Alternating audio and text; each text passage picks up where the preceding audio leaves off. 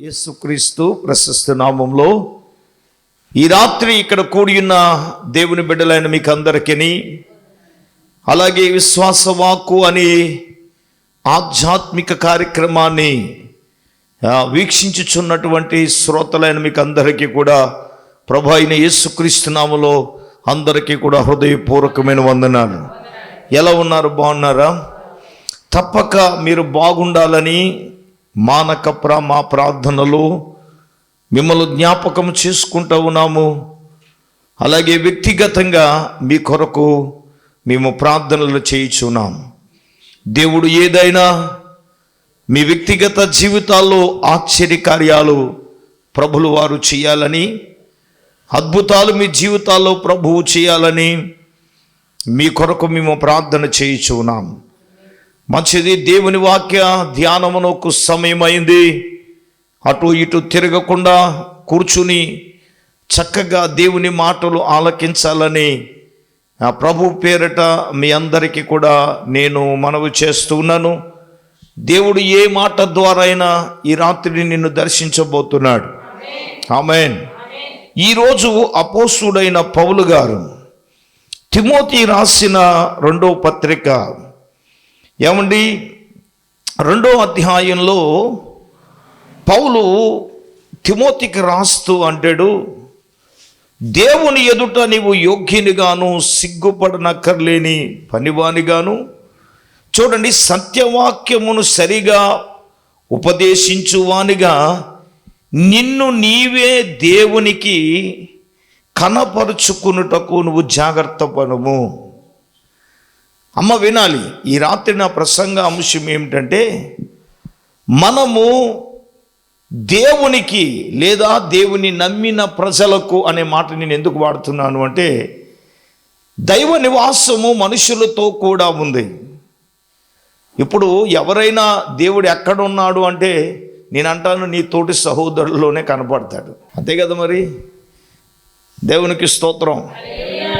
ఇప్పుడు నిన్ను నీవు దేవునికి కనపరచుకోవడం ఈ రాత్రి అద్భుతమైన సందేశం. మనము ఎలాగ వేటిని మనము కనపరచాలి? ఈ రోజున కనపరచవలసింది ఏంటి మన ఆత్మీయ జీవితంలో? దైవ జనాంగమా, దేవుని బిడ్డలారా, ఈరోజు నీవు నేను మనము కనపరచవలసింది ఏమిటి? మన చర్మ సౌందర్యాన్ని కనపరచాలా, లేకపోతే మన టాలెంట్లు కనపరచాలా, మనకున్నది స్థితిగతులను కనపరచాలా అని అంటే అవేమీ కనపరచవలసిన అవసరం లే. క్రీస్తును కనపరచడం అంటే ఈ లోకంలో నిన్ను నీవే కనపరచుకోవడం పాయింట్ నెంబర్ 1. చూడండి, అపోస్తుడైన పౌలు గారు కొలసీలకు రాసిన పత్రిక మాట్లాడుతూ అన్నారు. ఆయన కొలసీలకు రాసిన పత్రిక అంటే కొరింథీయులకు రాసిన పత్రిక, 2వ పత్రిక 2వ అధ్యాయము 14వ వాక్యాన్ని మనము చదువుదాం. చూడండి, మా ద్వారా ప్రతి స్థలమందు క్రీస్తును గురించిన జ్ఞానము యొక్క సువాసనను కనపరచుచు ఆయన యందు మమ్మును ఎల్లప్పుడూ విజయోత్సవముతో ఊరేగించుచున్న దేవునికి స్తోత్రం. హల్లెలూయా. మా ద్వారా ప్రతి స్థలమందు క్రీస్తును గురించిన జ్ఞానము యొక్క సువాసన కనపరచుచు. ఆమేన్, ఆమేన్. ఇక్కడ చూడండి, క్రీస్తును గురించిన జ్ఞానము యొక్క సువాసన కనపరచుచు ఆయన యందు మమ్మును ఎల్లప్పుడూ విజయోత్సవముతో ఊరేగించుచున్న దేవునికి స్తోత్రం. చూడండి, రక్షింపబడు వారి పట్లను నశించుచున్న వారి పట్లను మేము దేవునికిని క్రీస్తు సువాసనమై ఉన్నాం. ఆమేన్, ఆమేన్. ఇక్కడ నేనేమంటాను అంటే, క్రీస్తును గురించిన జ్ఞానము యొక్క సువాసన కనపరుచుట. ఆమేన్. ఎవరంటే క్రీస్తును గురించిన జ్ఞానం. రక్షించబడిన విశ్వాసులలో ఉండవలసింది ఏంటో తెలుసా? క్రీస్తును గురించిన జ్ఞానం కావాలి. వింటున్నారా? దైవ జనాంగమా, దేవుని బిడ్డలారా, అలాగే టీవీ ముందు కూర్చుని వాక్యం వింటున్న నా ప్రియమైన సహోదర సహోదరి, ఈ రోజున మనం కనపరచవలసింది క్రీస్తును గురించిన జ్ఞానమును మనం ఏం చేయాలా? కనపరచాలి. ఇక్కడ ఏమన్నాడు? క్రీస్తును గురించిన జ్ఞానము యొక్క సువాసన. అసలు క్రీస్తును గురించిన జ్ఞానం మనలో ఉందా? కనపరచడం మాట దేవుడెరుగు. కాపరాలు కూల్చే జ్ఞానం, కొంపలను ఎడగొట్టే జ్ఞానం, మనుషులను తలకిందులు చేసే జ్ఞానం ఈ లోకంలో మనిషికి చాలా ఉంది. నేను అంటున్నది దరిద్రం. అది జ్ఞానైన సొలొమోను అంటాడు, శాశ్వత కాల జ్ఞానాన్నట దేవుడు నన్ను యందు ఉంచాడంట. దేవుడు చేసే క్రియలను పరిశీలనగా తెలుసుకోవడానికి మనిషికి ఆ జ్ఞానం చాలదు. మరి ఏ జ్ఞానం కావాలి? దైవిక సంబంధమైన దేవుడు అనుగ్రహించే క్రీస్తు జ్ఞానం మనకు కావాలి. వినండి, ఈరోజు క్రీస్తు యొక్క జ్ఞానము నువ్వు కనపరచాల. నీ లోక జ్ఞానం మరుగైపోవాలి. నిజం చెప్తున్నాను, క్రీస్తును గురించిన జ్ఞానం కనపడితే నీ పిల్లలు ఎప్పుడో మారిపోతారు. క్రీస్తును గురించిన జ్ఞానము కనపరచబడితే నశించిపోయే వ్యక్తి ఎప్పుడో మారిపోయేదుడు. ఈరోజు ఆ వ్యక్తి మారట్లేదు అంటే దానికి గల కారణం ఏంటో తెలుసా? దైవ జనాంగమా, దేవుని బిడ్డలారా, మనం గమనించాలి. నువ్వు నీ సొంత జ్ఞానాన్ని కనపరచుచున్నావు కానీ క్రీస్తు జ్ఞానం కనపరచట్లా. అది దైవికమైన పరిచర్యలోనికి కూడా వచ్చేసింది. నువ్వే డైరెక్షన్ ఇచ్చేస్తున్నావు దేవునికి స్తోత్రం. పాస్టర్ గారు ఇలా చేయాలి, అలా చేయాలి. అది నీ సొంత జ్ఞానం రా, క్రీస్తు జ్ఞానం కాదు. అది క్రీస్తు జ్ఞానం అంటే నిన్ను నీవు దేవుని దగ్గర కనిపెట్టి అడగాలి. ఏం చేయాలి ప్రభువా? ఇల్లు కట్టాలనుకుంటున్నాను, ఏం చేయాలి ప్రభువా? పెళ్లి చేయాలనుకుంటున్నాను, ఏం చేయాలి ప్రభువా? వ్యాపారం చేయాలనుకుంటున్నాను, ఏంటి చేయాలి ప్రభువా? నీ సొంత జ్ఞానం ఉపయోగించడం కాదు, దేవుని దగ్గర అడిగి ఏం చేయాలో దేవుని దగ్గర నుంచి పొందుకుని దేవుడు ఏం చేయమంటే దాన్ని చేయాలా. ఇది ప్రారంభించేస్తాడు, అది క్లిక్ అయితే సూపర్ హిట్, దేవునికి స్తోత్రం. ఫ్లాప్ అయితే ఏం కలిసి రాలేదు జార్. ఆడి మాట చెప్పాడండి, ఆడెవడు చెప్పాడండి ఏసు రక్తం వేసి, ఆడెవడు తలకు మాసినుడు ఏసు రక్తం వేసి, ఆడి గురించి వివరం అడగండి. అందకన్నా ఆ తలకు మాసినుడు ఏదో చెప్పాడు, వీడికి ఉండాలిగా. చెప్పండి, క్రీస్తు జ్ఞానం ఉన్నవాడు దేవుని దగ్గర అడుగుతాడు, నువ్వు చేయమంటావా వెళ్ళమంటావా? ఇప్పుడు దావీదుని రాజుగా చేశారండి, ఈ సంగతి ఫిలిష్తీయులు తెలిసిందండి. ఈయన అడ్డదిడ్డంగా పోలా, వెళ్ళిపోయాడు అంతే. ఎక్కడికి? ప్రాకార స్థానంలోకి వెళ్ళి, ప్రభాసలు నువ్వు నన్ను ఏం చేయమంటావు, అసలు నీ కథ ఏంటి అని దేవుని దగ్గర కనిపెట్టాడు, దేవుని దగ్గర విచారించాడు. మన జీవితంలో ఎప్పుడైనా ఏదైనా దేవుని దగ్గర విచారించావా? దేవుని దగ్గర అడిగావా? హలో వినండి, క్రీస్తు నీకు జ్ఞానం ఇచ్చింది. ఆ జ్ఞానం నశించిపోయే వారి పట్ల నువ్వు కనపరచాలి. ఆమేన్. క్రీస్తు జ్ఞానం అంటే అర్థం ఏంటి? నువ్వు ఇదివరకు సైతాన్లాగా ఉండేవాళ్ళు, ఇప్పుడు నువ్వు క్రీస్తును ధరించావు కదా. బాప్తిసం తీసుకున్న ప్రతి ఒక్క వ్యక్తి అన్నాడు క్రీస్తును ధరించాడు అంటాడు గలతీయులకు రాసిన పత్రికలో. ఇప్పుడు క్రీస్తు యొక్క జ్ఞానాన్ని మనం ఏం చేయాలి అంటే కనుపరచాలి. ఎవరి పట్ల? అక్కడే రాశాడు, రక్షించు వారి పట్ల, నశించుచున్న వారి పట్ల మేము దేవునికి క్రీస్తు సువాసన అయి ఉన్నాం. ఆమేన్. ఏంటి ఆ సువాసన అంటే? క్రీస్తు యొక్క జ్ఞానం యొక్క సువాసన. రక్షించు వారి పట్ల, చెప్పండి, నశించిపోయే వారి పట్ల. నేను అంటాను, ఈ జ్ఞానము నశించిపోయే వారి పట్ల మనం చూపించాలి. ఎంతమందికి నశించిపోయే వారికి చూపిస్తున్నాం? ప్రత్యేకంగా కొడుకులు మనం ఏర్పాటు చేస్తున్నాం. ఉదయకాలం దైవజనులతో నుంచి కూడా దేవుడి ఎండింగ్లు అదే మాట్లాడాడు లేదా? మాట్లాడాడు ఖచ్చితంగా. దేవుడే మాట్లాడాడు. దైవజనాంగమా, దేవుని బిడ్డలారా, పరిశుద్ధాత్మ దేవుడు మాట్లాడుతూ ఉన్నాడు. ఈ ప్రత్యేకంగా నశించిపోయే వారి పట్ల, రక్షించే వారి పట్ల ఈ జ్ఞానం అనే సువాసన ఏం చేయాలి? నశించిపోయే వారికి నువ్వు క్రీస్తును కనపరచడం అంటే, క్రీస్తు జ్ఞానం కనపరచడం అంటే క్రీస్తుని ఇతరులకు కనపరచాలి. నువ్వు కనపడకూడదు కదా. నీ మాటల్లో కానీ, నీ క్రియలలో కానీ, నీ చేతలలో కానీ, నీవు చేసే ఏ పనిలోనైనా సరే నీ జ్ఞానం కనపడకూడదు నాన్న, క్రీస్తు జ్ఞానమునే నువ్వు కనపరచాలి. ఆమేన్. కనపరచాలి. ఈ లోకంలో క్రీస్తు యొక్క జ్ఞానము నీవే కనపరచాలి. నేను అంటాను, నువ్వు కనపరుస్తున్నావో లేదనేది తండ్రి చూస్తాడు. ఆమేన్ చెప్పండి. ఆమేన్ చెప్పండి. ఆమేన్. మొట్టమొదటిగా దేవుని బిడ్డలారా చెప్పండి. ఇప్పుడు ఏంటి? క్రీస్తు యొక్క జ్ఞానం మనం ఏం చేయాలి? కనపరచాలి. కనపరుచుచున్నామా లేదా అనేది మనలను మనము పరిశీలన చేసుకోవాలి. రెండో విషయానికి వద్దాం. రెండో విషయానికి వస్తే చూడండి, యాకోబు రాసిన పత్రిక 2వ అధ్యాయము 17-18 వచనాలు చదువుదాం. అలాగైతే విశ్వాసము క్రియల లేనిదై అది ఒంటిగా ఉంటే మృతమైపోతుంది కదా. అయితే ఒకడు నాకు క్రియలున్నవి అన్నాడు. చూడండి, క్రియలు లేకుండా నీ విశ్వాసము నాకు కనపరచుము, నేనును నా క్రియల చేత నా విశ్వాసమును నీకు కనపరుతునని చెప్పును. ఆమేన్ చెప్పండి. ఆమేన్. నేనేమంటానంటే, క్రియల చేత నీ విశ్వాసాన్ని నీవు కనపరచాలి. ఒకడికి విశ్వాసం ఉంది, ఇంకొకడికి క్రియలు ఉంటాయి.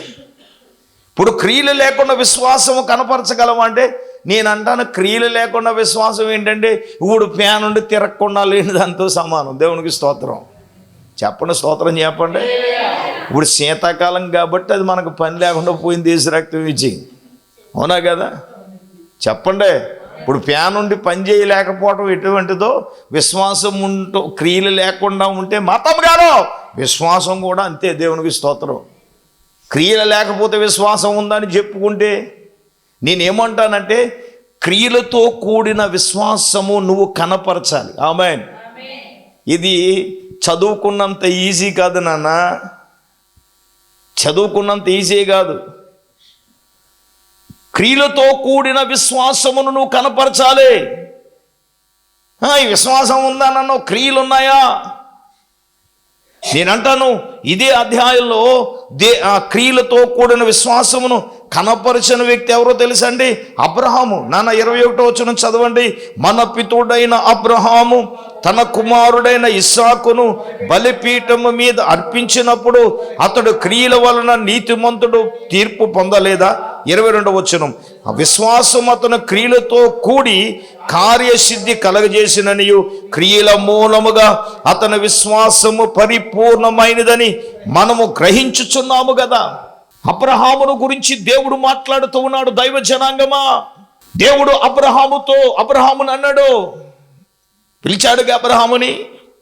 అబ్రహామును పిలిచేటప్పటికీ అబ్రహాము వయసు ఎంతో తెలుసా? 75 సంవత్సరాలు. దేవుడు సంతానాన్ని ఇస్తానన్నాడు దేవుడు. కానీ 25 సంవత్సరాలు అంటే 100వ సంవత్సరం వచ్చింది, కానీ ఆయనకి సంతానం లేదు. కానీ అబ్రహాము ఏం చేశాడు అని అంటే విశ్వాసంతో ఎదురు చూశాడండి. ఆమేన్. సారమ్మ గారు కంగారు పడింది, కానీ అబ్రహాం గారు కంగారు పడలేదు. సరే, అది స్టోరీ వేరనుకోండి, అది మనకి ఎందుకు అవసరం. దేవుడు ఇచ్చాడు సార్ 25 సంవత్సరాల తర్వాత. ఇచ్చి ఒక రోజున సడన్గా దేవుడు ఏమన్నాడంటే, నీకు ఇచ్చిన ఒక్క కొడుకు నువ్వేం చేయాలి, నాకు అప్పగించి అన్నాడు. ఇదేంటి ప్రభా 25 సంవత్సరాలు ఎదురు చూచి కొడుకునిస్తే, ఇప్పుడు చెప్పండి, ఒక్కగానున్న ఒక్క కొడుకును దేవుడు నాకు ఇచ్చేయి అని అంటే ఇదేంటి ప్రభా, 25 సంవత్సరాలు నేను ఎదురు చూచాను, నీవు నాకు కొడుకునిచ్చావు, ఇప్పుడు బలిపీఠం మీద పెట్టేసి బలర్పించే మనం ఇది ఏమన్నా నీకు న్యాయమా? అదే మనమైతే ఏం అడుగుదాం, ప్రభువా 25 సంవత్సరాలు ఎదురు చూచాం, ఇది ఏమన్నా నీకు న్యాయమా నాయన? అవసరం అయితే నన్నైనా తీసుకో ప్రభువా, నా కొడుకునికి ఆ ఆయుష్ పొయ్యని అని అనేవాళ్ళం. విచిత్రం ఏంటంటే అక్కడ నువ్వు ప్రేమించే కొడుకు నాకు ఇమ్మన్నాడు. ఏమన్నాయి? ఆదికాండ గ్రంథం 22వ అధ్యాయం మొదటి 2 వచనాలు చదవండి. దేవుడు అబ్రహామును ఎవడో ఒకరు చదవండి. ఎట్లనగా అబ్రహాము అబ్రహాము అని పిలిచాడట. చిత్తం ప్రభు అన్నాడు. చూడండి, ఒక్కడై ఉన్న నీ కుమారుని అంటే బాగుండేది. అనగా నీవు ప్రేమించే కొడుకు. అదేంటి సార్, నువ్వు ప్రేమించే కొడుకు నాకు ఇచ్చే అన్నాడు. ఆయన ప్రేమించట్లేదా? నాకు బుర్ర పిచ్చెక్కిపోయింది అక్కడ ఆగిపోయి. ఏంటి నాయన, మరి 25 సంవత్సరాలు ప్రేమించాను కదా నువ్వు కొడుకునిచ్చావు. ప్రేమించే ఒక్కగాను కొడుకునిమ్మంటే అర్థం ఏంటి? ఇచ్చే వరకు దేవుని ప్రేమించాడు, ఇచ్చిన తర్వాత ఏమైనా ప్రేమిస్తున్నాడు? చెప్పండి గట్టిగా. చాలామంది వ్యాపారం ఈయన, వ్యాపారం ఈయన, వ్యాపారం ఈయన అంటే దేవుడు వ్యాపారం ఇస్తాడు. హల్లెలూయా. ఇప్పుడు వీడు దేన్ని ప్రేమిస్తాడంటే దేవుని కంటే వ్యాపారం ఎక్కువైపోయింది. దేశ రక్తం వేచి ప్రభా ప్రభా ప్రభా ప్రభా ప్రభా నేను ఎప్పుడు చెప్తాను కదా, పప్పు గ్రైండర్ హెచ్చ రక్తం వేచే ఎన్నోసార్లు షూటింగ్ అయింది కాబట్టి చెప్పట్లేదు. దేవునికి స్తోత్రం. పెళ్లి చేయి ప్రభా, పెళ్లి చేయి ప్రభా అంటే ఇంక పెళ్లి చేస్తే ఇప్పుడు గుడికొస్తే ఒట్టేసి రక్తం వేచాయి. మళ్ళీ పెళ్ళి అయిపోయిన తర్వాత మరి పిల్లలు కలిగేటట్టు ప్రార్థన చేయండి. దేవునికి స్తోత్రం.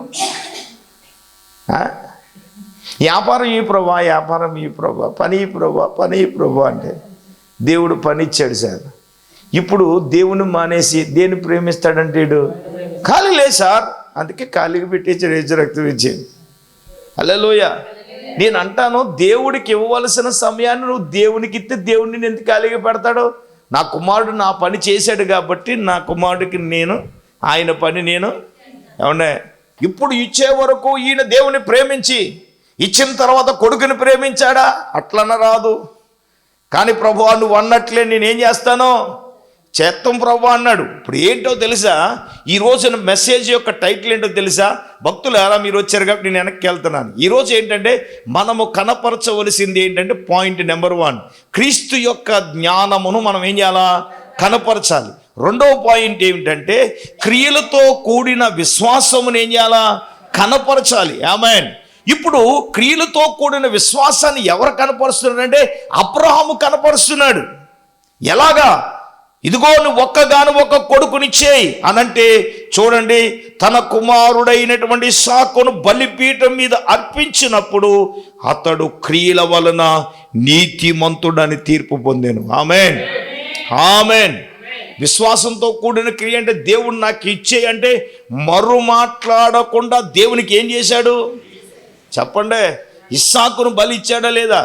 అసలు దేవుడు ఇస్తాడా లేదని పరీక్షించాడండి. కొడుకుని తీసుకుని వెళ్ళిపోతున్నాడు అబ్రహాం. వెళ్ళిపోతున్నప్పుడు దారి మధ్యలోకి వెళ్ళిన తర్వాత, నాయనా మనం దహన బలి ఎత్తాకి వెళ్తున్నాం కదా, కట్లు ఉన్నాయి, పనోళ్ళు ఉన్నారు, కానీ దహన బలికి చెప్పండి, దహన బలికి గొర్రె పిల్ల ఏది అని అడిగాడా లేదా ఇస్సాకు? చెప్పండి. బలిపీఠం మీద అర్పించేది గొర్రె పిల్లను కాదు, ఎవరిని? ఇస్సాకునేన సంగతికి తండ్రికి తెలుసు. మరి వెంటనే తండ్రి ఏమనాలి? ఆ కుర్ర నోటికి ప్రభా నాయనా ఇది ఎంతవరకు ప్రభా, అయినా కొడుకునివ్వాలా అని మనసు మార్చుకుంటానని దేవుడు అనుకున్నాడు. రేయ్ రేయ్ ఎందుకు రాని సంగతి?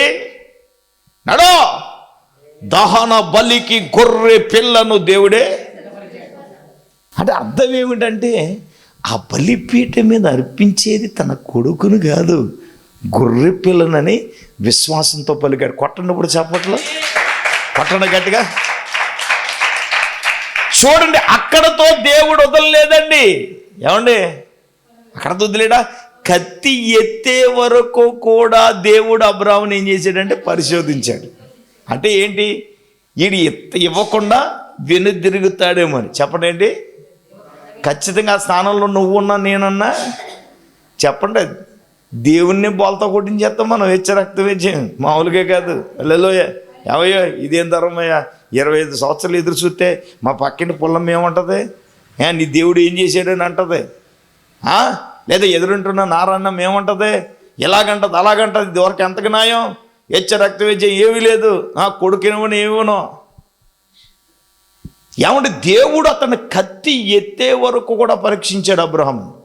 నేనంటాను, కత్తి ఎత్తే వరకు కూడా తన క్రియను కనపరుస్తున్నాడు. కొట్టండి చప్పట్లో. హల్లెలూయా.